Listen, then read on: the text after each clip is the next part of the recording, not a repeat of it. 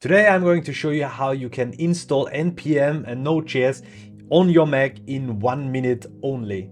So let's go. Let's type into your search console Node.js, and once you've typed that in, you can have a look at nodejs.org. Go to downloads or here and over there, press download. Go to the LTS version, the long-term support version, and choose your operating system. This is macOS, so I will click on that, go to my downloads folder and save it. Let's go to your downloads folder and double click on Node.js. Press continue, agree to the terms and install. Then type in your password, and once it is finished, you have it all installed.